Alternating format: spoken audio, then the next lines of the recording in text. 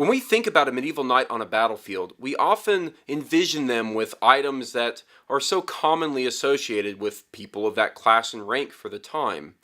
We think of things such as swords and shields, or shining armor. And for those of us who are maybe even slightly more well informed about the items that a knight might carry onto the battlefield, we think about something like a poleaxe. And yet there is something that we very oftenly forget to associate with them, something that was incredibly common. And in fact, it was common among all soldiers on the battlefield. And that's a dagger. And daggers came in all sorts of shapes and sizes, and very often they came that way to have multifunctional purposes. But there's one very specific dagger design that was very singularly focused. And we're going to look at one of those today, when we take a look at the Windlass Auray Rondel Dagger.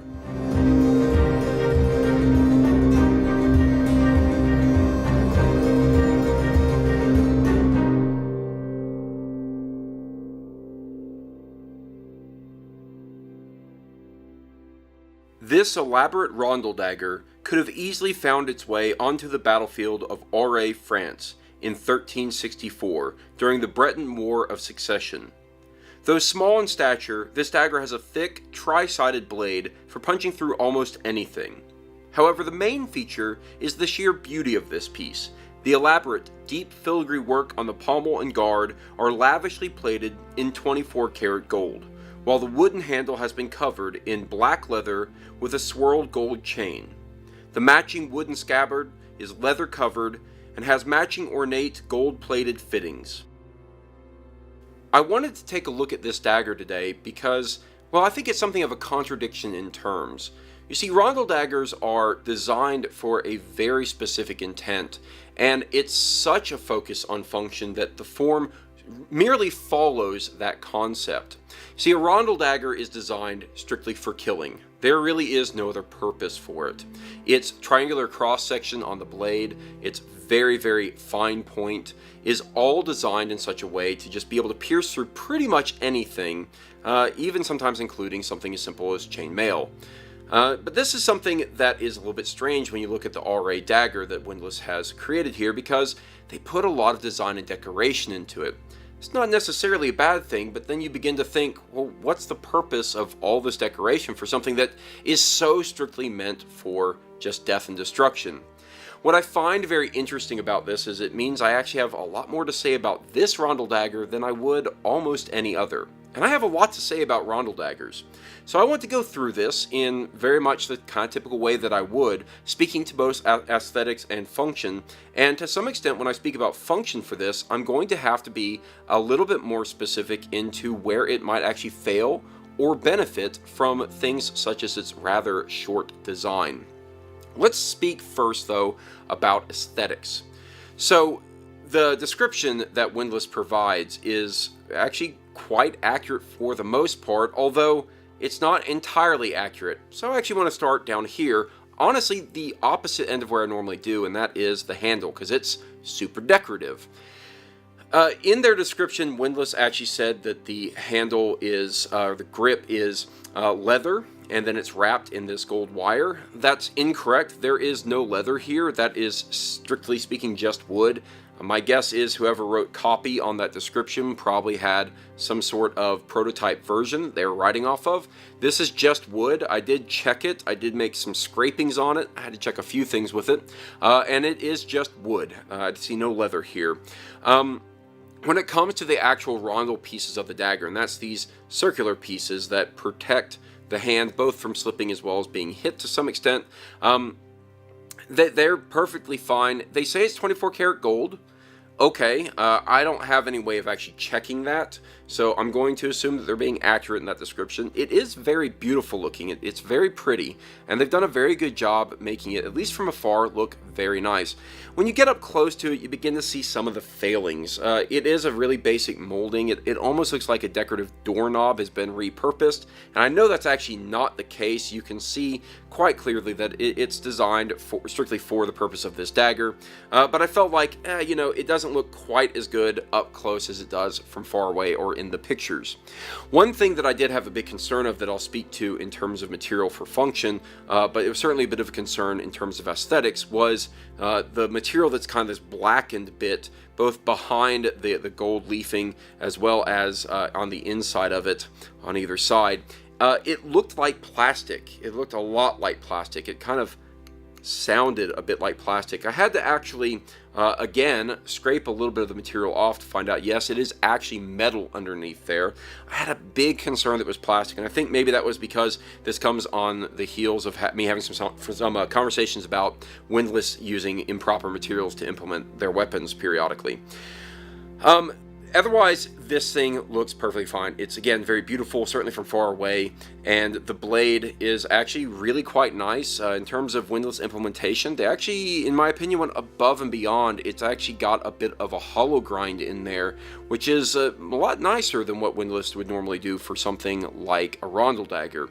So all in all, I think that their design, I'm very happy with it. I think they did a good job. I think aesthetically it's very pleasing. I think that's really the intent that Windlass had. They wanted to make a Rondel Dagger that was quite beautiful to behold. But the question really comes, again, if you're making a dagger that's really got a very singular purpose, how well does it perform in that regard? Now, I will say this about Rondel Daggers. I prefer Rondel Daggers that are at least as long as my elbow. That is to say, with this one, we're missing, about 3 inches or so. That this could be additionally longer. And you might actually have a shortened Rondel Dagger blade for a couple of reasons. One is maybe you had a Rondel Dagger that broke and you repurposed the blade. It becomes a little bit shorter. Probably a very common scenario. And if Windlass based this on any museum original, which I couldn't find one that looked like this, it might actually be an original that had to be repurposed because, well, maybe the tip broke off. Generally speaking, Rondel Daggers are a bit longer, but there is some distinct advantage functionally for it having a slightly shorter blade. But there's also some disadvantages, so I want to go through that. One of the things that many people don't necessarily directly associate with Rondel Daggers, I think anyone in the historical European martial arts community do associate with Rondel Daggers, is its ability to be used as part of a grappling technique. And I'll speak to that in a moment. But certainly the design of Rondel Dagger is meant not just to stab someone, but to be able to use offensively and defensively in order to gain some advantage or reach over your opponent. So a classic example would be if someone were to grab your arm and you've been trying to stab them, you can actually put the blade over someone's wrist and you can apply a torque in a way that controls them, and it's actually quite painful if you've ever had it done to you. And that's a very, very specific use case that I think is a great thing about Rondel Daggers. And certainly within the historical European martial arts community, Rondel Daggers are basically the de facto standard because they are what were in very high use during the time that many manuals were written, and many manuals reference them very specifically as the dagger to use. So this holds some kind of dear place in my heart in terms of a dagger design. But again, because it's meant to have that bit of a torque, and because it's not quite as long as my elbow, it means that to some extent where someone might grab you, you may not be able to get over their wrist or over their arm quite how you'd want. Although there is a distinct advantage in that when you do, you can actually place that tip in their arm instead of maybe like on their elbow. And that's actually a very soft target. You know, if you're targeting someone's arm in general, this section is a lot harder to pierce. But this one is not. This one's a lot softer. And so being able to kind of get into the arm is actually a distinct advantage in terms of potential use. And I think that that's a great aspect of this design.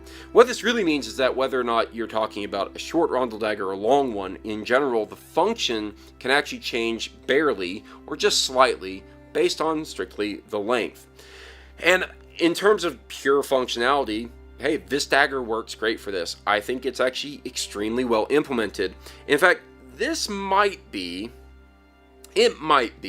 one of the most clean implementations I've ever seen come from Windlass.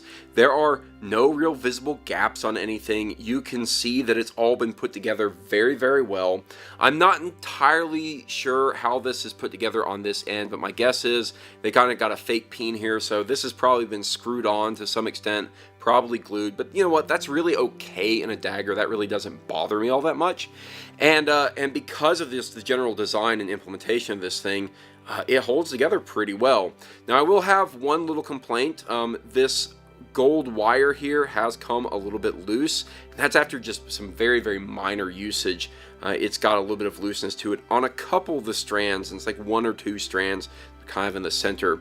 I find that a little bit problematic, but not the end of the world, because realistically that's purely decorative. All of this wire wrapping here is decorative, especially since it's not being put around the leather.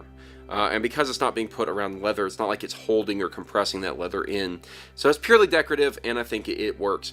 And yeah, I'm actually quite happy with the design and implementation of this dagger. Again, for Rondel Dagger, it's very short, but to some extent you just kind of have to accept that.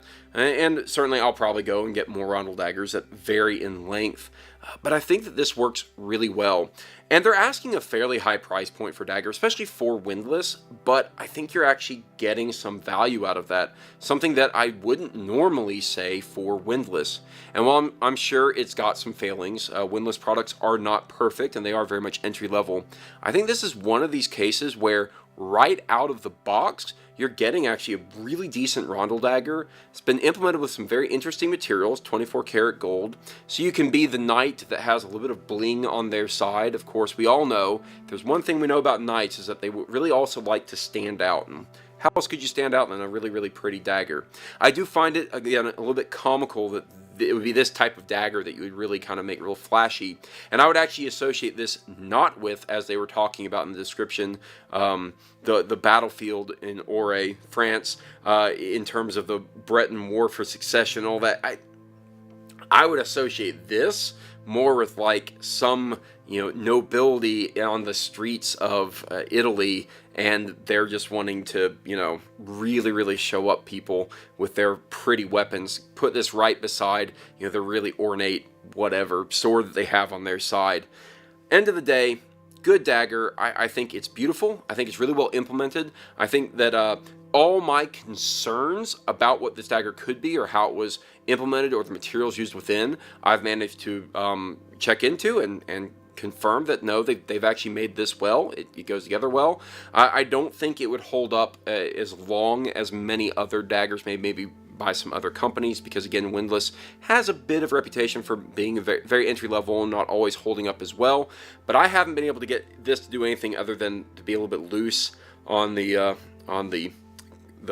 wrapping here. So I'm going to call this one actually something of a success for Windlass, and I think it earns a lot higher praise for me than I would normally give for one of their products. So I'm very happy with it. If this is the type of dagger, not just a Rondel Dagger, but the kind of implementation, the beauty of it, that you'd think you'd like to have, by all means, you should check it out. I think it's a good purchase. Now, it does come with, of course, a small little scabbard here.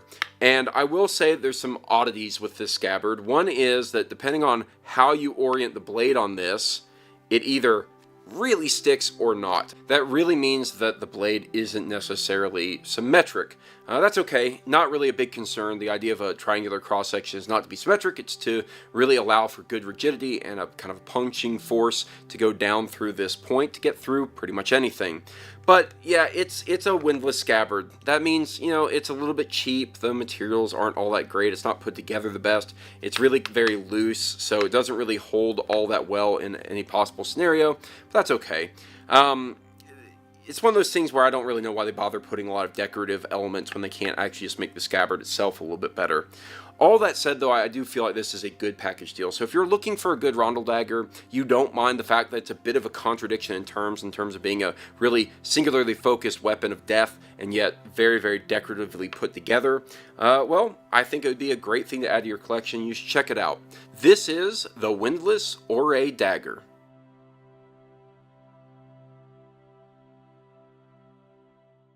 I hope you enjoyed this review. Don't forget to like the video and subscribe to the channel. You can also check out Medieval Review on Patreon.